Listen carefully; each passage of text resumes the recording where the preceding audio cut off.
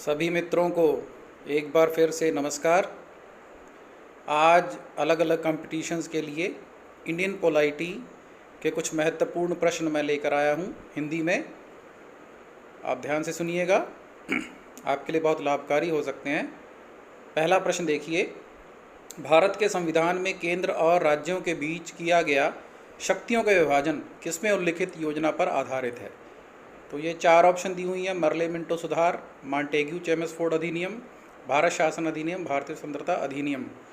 इसका उत्तर होगा सी, भारत शासन अधिनियम 1935। तो इस उत्तर को आप टिक कर सकते हैं। अगला प्रश्न देखिए, किस अधिनियम के फलस्वरूप बर्मा भारत से अलग हुआ? Indian council act, government of India act, government of India act, Indian independence act. तो इसका उत्तर होगा सी, गवर्नमेंट ऑफ इंडिया एक्ट 1935, जो 1935 में बना था। अगला प्रश्न है, किस अधिनियम ने केंद्र में द्वैध शासन प्रणाली को स्थापित किया? तो इसका उत्तर है ए, भारत शासन अधिनियम 1935। इसने ड्यूल सिस्टम द्वैध शासन प्रणाली को स्थापित किया था। महत्वपूर्ण प्रश्न है।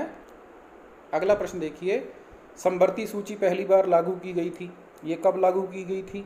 भारत सरकार अधिनियम 1919 द्वारा, भारत सरकार अधिनियम 1935 द्वारा, भारत संविधान 1950 द्वारा, या राज्य पुनर्गठन अधिनियम 1956 द्वारा।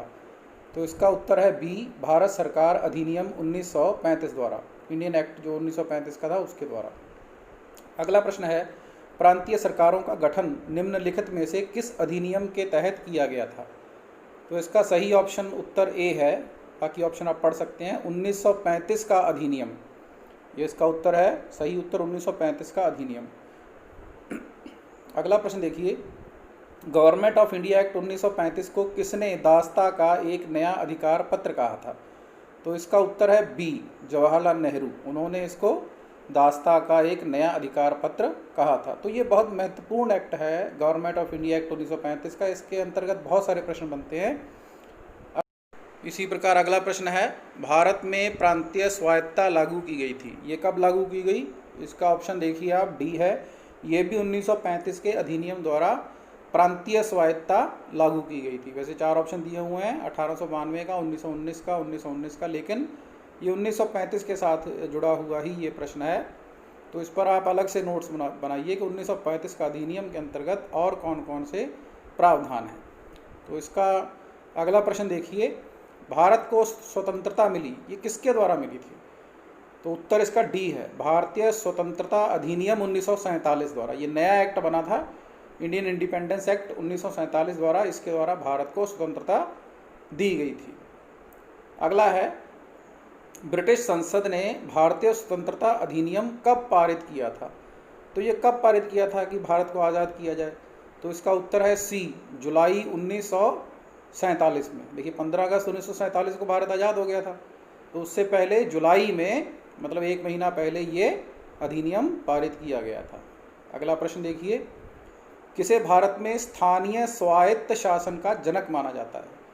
तो ये लॉर्ड रिपन थे। इसका उत्तर डी है, जिन्हें स्थानीय स्वायत्त शासन का जनक माना गया है, लॉर्ड रिपन। उत्तर डी इसका सही है। अगला प्रश्न है, भारत का प्रथम ब्रिटिश गवर्नर जनरल कौन था? तो इसे जरा ध्यान से इस प्रश्न को पढ़िएगा। भारत का प्रथम ब्रिटिश गवर्नर जनरल कौन था? तो ये लॉर्ड वॉरेन हेस्टिंग्स थे। ये उत्तर इसका बी है। 17वीं सदी में ये रहे हैं। उत्तर बी, लॉर्ड वॉरेन हेस्टिंग्स।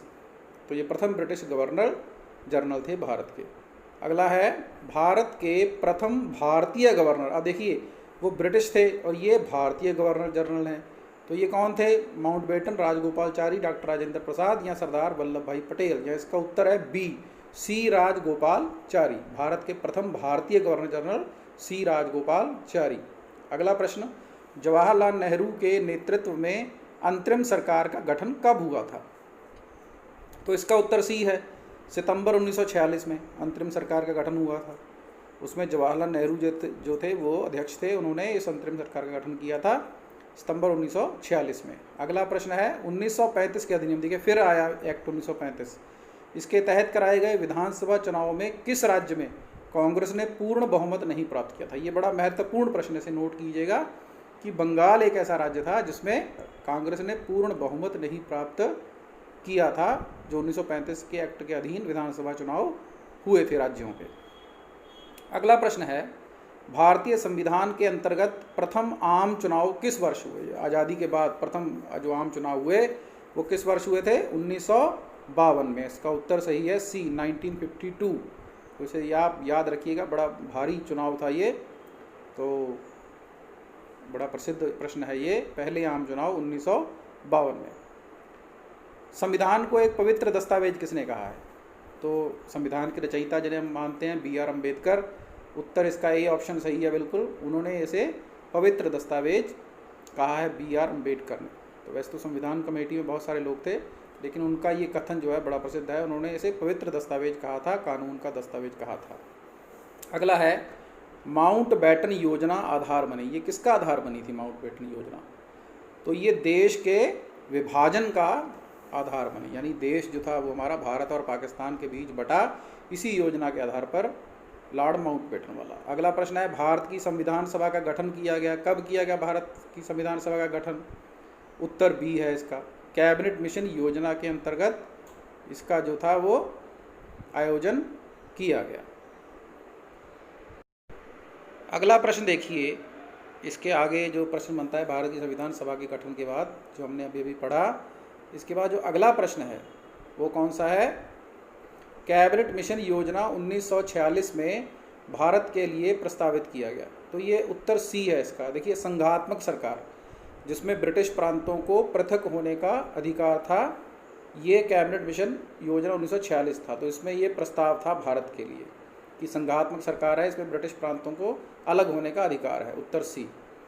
अगला प्रश्न देखिए, भारतीय संविधान का कौन सा भाग संविधान की आत्मा कहलाती है? मूल अधिकार, राज्य की नीति के निर्देशक तत्व, उद्देशिका या संवैधानिक उपचारों का अधिकार? तो इसका उत्तर सी है, उद्देशिका। मतलब इसको हम प्रस्तावना भी कहते हैं। तो भारतीय संविधान की जो प्रस्तावना है वो इसकी आत्मा कहलाती है। अगला प्रश्न देखिए, हम न्यायिक पुनरावलोकन की व्यवस्था रखते हैं। तो ये उसका उत्तर सी है। ये सिर्फ दो जगह पे है जुडिशियल रिव्यू की, भारत और यूएसए दोनों में। इसमें न्यायिक पुनरावलोकन जुडिशियल रिव्यू की व्यवस्था इन देशों में है, भारत और यूएसए में। अगला प्रश्न है, भारतीय संविधान के अनुसार किस अनुच्छेद के अंतर्गत राष्ट्रपति को अधिकार है कि वह किसी बिल पर अपनी सहमति रोक दे? देखिए, राष्ट्रपति भी अपनी सहमति रोक सकता है। तो ये उत्तर ये है, अनुच्छेद 111 के तहत इस तरह का प्रावधान किया गया है कि राष्ट्रपति जो है वो अपनी सहमति रोक सकता है। अगला प्रश्न देखिए, दल बदल निरोधक अधिनियम, मतलब दल बदलू कानून जो था, ये कब पारित हुआ? कौन सी तिथि थी? उत्तर सी है इसका, 15 फरवरी 1985। तो 84 में इंदिरा गांधी की डेथ हुई, उसके बाद राजीव गांधी आए।